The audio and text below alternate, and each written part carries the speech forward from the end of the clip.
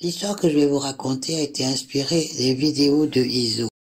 La question est-il possible de s'échapper de la matrice? Évidemment, on répond oui. Mais qu'en est-il lorsque l'on se décorpore et que l'on arrive devant le premier portail des archontes et devant le premier gardien qui nous présente une porte dans laquelle il aimerait bien que l'on s'engouffre?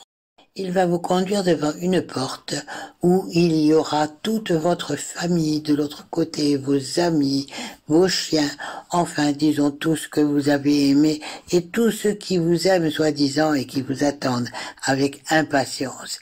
Il va jouer sur la corde des sentiments, de l'émotion.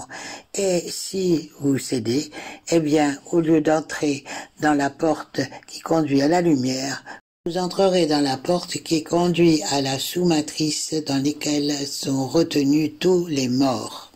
Si vous avez réussi cette épreuve de résister à l'attrait de vos proches et d'emprunter cette porte de lumière, voici qu'un second gardien va se présenter devant vous. Cette fois-ci, le deuxième gardien, au lieu de vous présenter la porte par laquelle il aimerait que vous entriez, va vous poser une question qui va vous surprendre, comme par exemple, d'où venez-vous? Donc, eh bien, vous aurez tendance à répondre, je viens de la Terre. Et en répondant ça, eh bien, vous allez vous retrouver forcément à être reconduit pour une nouvelle incarnation. Ne vous laissez pas influencer par son ton péremptoire. Ne répondez pas. Laissez-le sur sa faim. Au bout d'un moment, comme il en aura assez, eh bien, il vous conduira vers le troisième gardien. Évidemment, le troisième gardien va vous conduire vers la porte de lumière et va vous demander d'y entrer.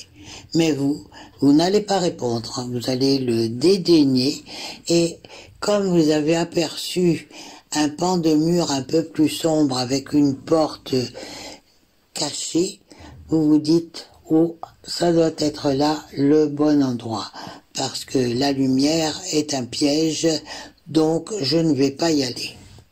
Sur ces mots, vous vous dirigez vers la porte enclavée dans le mur, un peu plus sombre, un peu plus loin, et vous entendez le gardien éclater de rire et se moquer de vous. Cela ne vous empêche pas de poursuivre et de passer cette porte. C'est le moment de votre fusion avec le plan éthérique.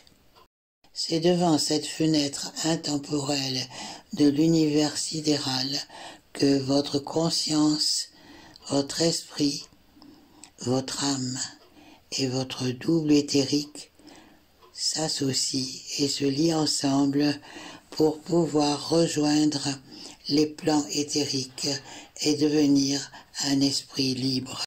Un esprit libre et libéré de toute densité. Des mots simples pour raconter notre libération de la matrice au moment de notre décorporation. Merci de m'avoir écouté.